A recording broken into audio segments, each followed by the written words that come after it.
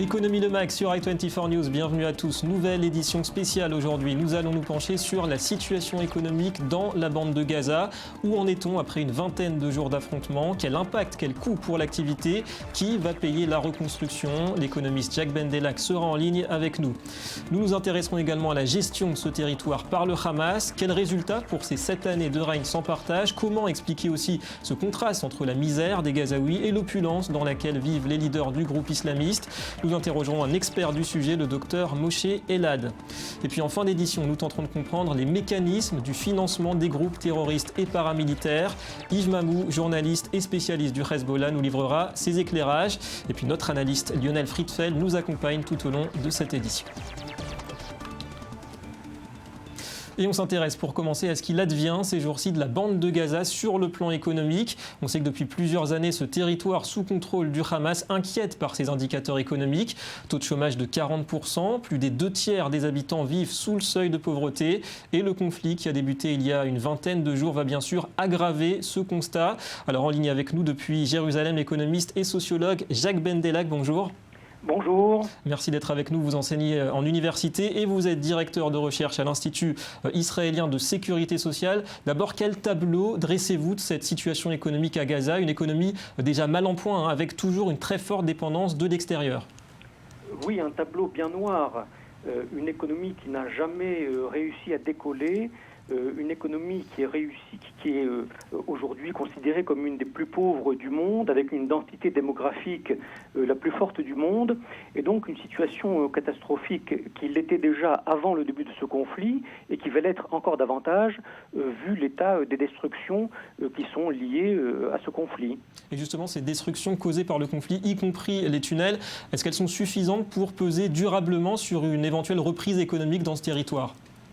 Écoutez, c'est une économie qui n'était basée uniquement que sur la consommation et non pas sur la production. C'est-à-dire qu'il n'y a eu à Gaza, pendant ces 10 dernières années, aucune entreprise, aucune industrie, aucune infrastructure de construite, parce que c'est un territoire qui est entièrement dominé par le gouvernement du Hamas, qui est un gouvernement qui a largement détourné les fonds qui circulent sur ce territoire à son profit.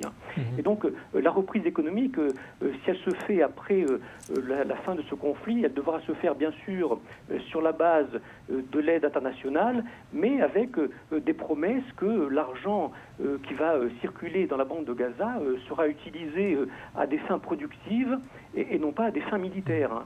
Sans quoi nous reviendrons 10 ans en arrière avec ce même scénario que l'on connaît aujourd'hui, une économie qui est totalement délabrée, totalement dépendante de l'assistance internationale et qui n'arrive pas à entrevoir ce développement économique, ce décollage économique qu'on aurait pu lui prédire lorsque Israël s'est retiré de ce territoire en 2005. Donc vous pensez que le développement de ce territoire passe d'abord par une vraie volonté politique et aussi un vrai contrôle des fonds internationaux qui sont déversés vers Gaza? C'est une question qui se pose. Certainement, le problème n'est pas de l'argent. Il y a beaucoup d'argent qui circule à Gaza. La question est de savoir quelle utilisation on va faire de cet argent. Et donc c'est une question qui est essentiellement politique avant qu'elle est financière. Depuis 10 ans, le Palestinien est le peuple du monde qui est le plus aidé par l'aide internationale. Et donc la question est essentiellement l'usage de l'argent et non pas la quantité d'argent qui circule dans la bande de Gaza. Merci Jacques Bendellac d'avoir été avec nous. Alors je me tourne vers vous, Lionel Friedfeld, bienvenue à vous, notre analyste financier. Bonjour Lionel. Alors d'après vous, où se situe aujourd'hui le problème pour Gaza qui bénéficie, on l'a vu avec Jacques Bendellac, d'une aide conséquente de la part de la communauté internationale? Alors effectivement, je partage complètement ce que vient de dire Jacques Bendellac. La problématique, elle est très simple, c'est que le PNB par habitant à Gaza est de 1 700 $ par tête. Il est de 4 300 $ en Cisjordanie et de 33 000 $ en Israël. Ça veut dire qu'il y a une vraie problématique. Depuis des années, la bande de Gaza reçoit plusieurs milliards de dollars et cet argent est détourné en fait par le Hamas pour s'enrichir personnellement, premièrement. Deuxièmement, pour financer la guerre. On sait très bien qu'il y a eu des achats de missiles pour creuser des tunnels. Et donc cet argent ne va pas dans l'économie, qu'il n'y a pas d'investissement dans l'infrastructure. Alors justement, l'absence de projet, y compris au niveau de l'infrastructure, est-ce qu'elle est de nature à entretenir un petit peu cette dépendance de Gaza vis-à-vis de l'étranger, de l'extérieur? Alors tout à fait, mais comment peut-on faire de l'infrastructure à Gaza alors que les projets d'infrastructure en général sont étalés sur du 25 ans? C'est ce qu'on appelle le BOT, le Built Operating Transfer, où l'État donne une concession pour construire une usine de désalinisation ou des autoroutes ou des hôpitaux. Aujourd'hui, c'est impossible de prévoir de tels projets à Gaza. Les Israéliens ont essayé, ils voulaient construire un aéroport en face de Gaza. Même il y a des champs de réserve de gaz énormes en face de Gaza et ils voulaient donner jouissance de cette manne financière à Gaza et au Hamas. Mais véritablement, peut-on faire de tels cadeaux quand le lendemain, la partie adverse vous envoie constamment des missiles?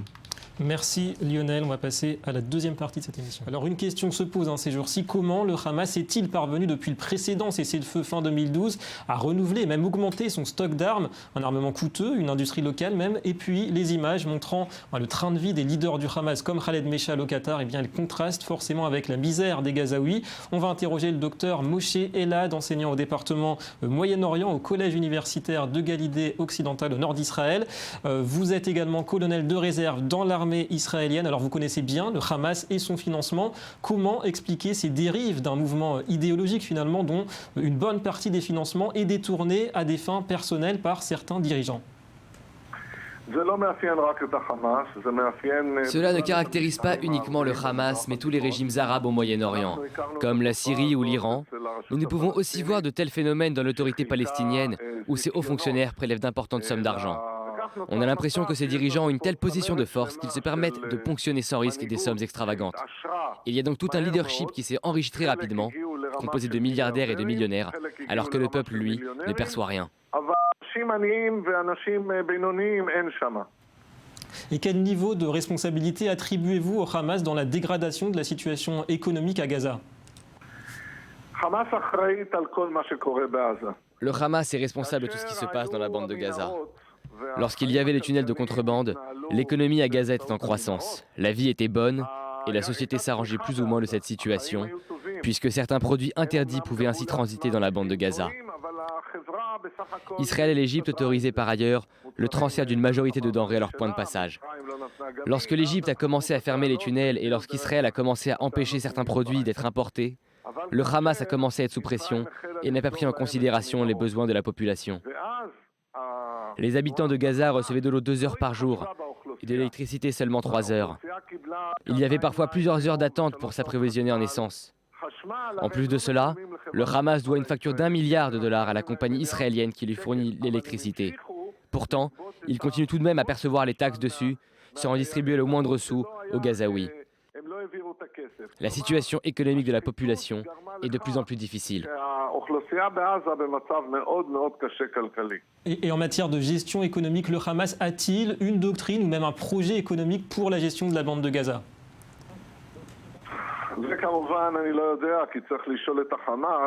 Ça, bien sûr, je ne sais pas. Il faut le demander au Hamas lui-même. Mais je pense que si on fait un sondage à Gaza, que le Hamas soit d'accord ou non, c'est une autre question. Nous verrons que la population est favorable à ce qu'il y ait des usines et des entreprises qui peuvent produire de l'électricité et dessaler de l'eau. Il y a là-bas 25% d'eau salée et donc inutilisable. Ce sont des besoins nécessaires pour eux. Il faut beaucoup d'entreprises et d'usines afin de faire baisser le niveau du chômage. Avec tout l'argent reçu par le Hamas, tout est réalisable. La question essentielle porte sur l'ordre des priorités du Hamas. Est-ce qu'il veut continuer dans son idéologie islamiste radicale et conserver tout l'argent qu'il récupère, ou veut-il investir ces sommes pour le bien-être de sa population? Si la communauté internationale empêche le Hamas d'utiliser cet argent comme il le souhaite, c'est toute la population de Gaza qui en ressortira vainqueur. Merci Dr Moshe Elad pour toutes ces explications. Alors Lionel, on voit une économie verrouillée par la mainmise du Hamas. Vous partagez cet avis? Il faudrait plus de supervision de la part de la communauté internationale sur les fonds qu'elle-même verse à Gaza? Ben, tout à fait. En fait, il y a une manne financière qui arrive sur Gaza depuis des années. On parle de plusieurs milliards de dollars. Elle provient soit du Qatar, des États-Unis, de l'Union européenne, etc. Mais en fait, il y a un très mauvais contrôle de ces institutions puisque l'argent est détourné par les membres du Hamas, notamment pour s'enrichir, mais également pour acheter des armes. Et ça, on le sait. Et il faudrait véritablement faire des audits, mais surtout envoyer des gens en fait du Fonds monétaire international et des institutions internationales dans la finance pour contrôler au quotidien en fait ces institutions. Notamment dans la bande de Gaza. Et aujourd'hui, est-ce qu'on a affaire à un Hamas qui est mis à mal, notamment par les destructions de tunnels, les tunnels de contrebande aussi, qui servaient en partie au financement du Hamas, et puis un manque relatif aussi d'appui à l'étranger, même si là c'est le Qatar qui est un petit peu en train de prendre le relais de l'Iran. C'est à ce niveau-là que ça pêche ? Effectivement, ça pêche, mais en fait la problématique, la situation ne va pas s'améliorer si cet argent ne va pas servir à reconstruire Gaza, véritablement faire des investissements d'infrastructures, des hôpitaux, des routes, des usines de désalinisation. Si cet argent sert simplement à acheter des armes, la situation ne va pas s'améliorer. Donc, la communauté internationale doit, on va dire, s'asseoir ensemble et véritablement définir des politiques économiques qui vont aider la population de Gaza et mettre dehors ces membres du Hamas qui sont devenus milliardaires, comme l'ancien Premier ministre ou les gens qui se réfugient au Qatar, mais qui manipulent du Qatar la population du Hamas dans la bande de Gaza. Merci Lionel. Merci.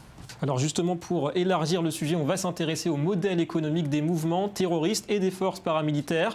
Pour Israël, aujourd'hui, on l'a vu, il constitue une menace stratégique. Et outre le Hamas au sud, eh bien, c'est sur la frontière libanaise au nord que le Hezbollah chiite est devenu ces dernières années quasiment une puissance régionale à lui seul. Il accumulerait plus de 60 000 missiles d'après les experts, 100 000 d'après l'armée israélienne. Et un expert du Hezbollah est en ligne avec nous, le journaliste Yves Mamou. Bonjour. Bonjour. Merci d'être avec nous. Alors d'abord, quel parallèle peut-on dresser entre le Hamas palestinien et la branche armée du Hezbollah libanais en termes de ressources, de capacités ? Est-ce qu'on peut dire que le Hezbollah est plus puissant, plus organisé et avec des financements peut-être davantage sécurisés dans le sens régulier ? Oui, tout à fait. On peut dire que le Hezbollah, c'est le grand frère et le Hamas, le petit frère. D'autant que le Hamas a été formé en grande partie jusqu'à la révolution syrienne, il y a 3 ans, par les Syriens et les spécialistes du Hezbollah qui eux-mêmes étaient formés par les Iraniens. Donc c'est la même culture militaire qui anime les deux organisations. Et c'est une structure... Mais il est évident que le Hamas a l'ancienneté pour lui, les financements pour lui, les armes et l'ancienneté. Et donc effectivement, comme vous citez des chiffres, il est clair que le Hamas n'a pas la même... capacité offensive en nombre de missiles que le Hezbollah. Mais il est clair aussi, il me paraît évident que le Hezbollah regarde ce qui se passe aujourd'hui entre Israël et le Hamas à Gaza de manière extrêmement attentive pour voir quelle technique de guerre utilise l'armée israélienne, parce que ce sont les mêmes problèmes, les mêmes stratégies basées sur des tunnels enterrés, des lance-missiles, des incursions prévues en territoire israélien par l'intermédiaire de tunnels secrets. Et ce sont ces mêmes techniques que le Hezbollah étudie pour voir comment il va pouvoir s'adapter et aller un peu plus loin dans sa capacité offensive contre Israël, sachant qu'une guerre est à peu près inévitable. Et concernant celle qui vient de se produire aujourd'hui. Concernant le Hezbollah, est-ce que c'est une structure qui pourrait finalement suffire à elle-même aujourd'hui au niveau économique, si elle le souhaitait ? Est-ce qu'elle pourrait créer suffisamment de richesse ? Elle a franchi ce cap ? Et écoutez, je pense que c'est difficile de répondre de manière précise, mais il faut regarder quels sont les financements du Hezbollah. Il est clair que l'Iran a financé une grande partie de l'armement par des dons de missiles, par des conseils techniques, et que cette part-là est relativement continue et incompressible. Maintenant, en 30 ans d'existence, le Hezbollah a développé des financements qui lui sont propres, notamment dans le racket des communautés chiites un peu partout dans le monde, parce que notamment dans la Corne de l'Afrique, il y a des communautés chiites qui sont très introduites dans le commerce du diamant et qui contribuent, on le sait de façon certaine, à l'effort de guerre du Hezbollah. Il y a des rapports d'Interpol qui citent nommément le Hezbollah dans la contrefaçon de produits industriels et culturels de toutes sortes.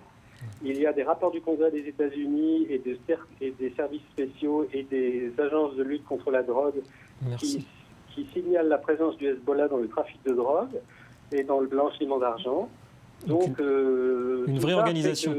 Ça fait des réseaux de financement qui sont relativement conséquents. Merci beaucoup Yves Mamou pour ces éclairages. Alors, Lionel, en plus de l'arsenal, on l'a vu, c'est 60 000 combattants, quand même, le Hezbollah, c'est quasiment la moitié de l'armée libanaise, ça demande quand même des ressources assez conséquentes et puis un flux régulier à ce niveau-là. Effectivement, mais la grande différence entre le Hezbollah et le Hamas, c'est que le Hamas aujourd'hui est confiné dans la bande de Gaza, avec le Hezbollah évidemment au Liban, et ça c'est une vraie différence, parce que historiquement, effectivement, ils étaient financés par l'Iran, mais aujourd'hui, comme il vient d'être dit, il y a une diversification des sources de financement dans le trafic du diamant, dans la drogue en Amérique du Sud, et notamment ils utilisent cette diaspora libanaise pour justement racketter ces populations et avoir énormément d'argent pour financer ces stocks d'armes.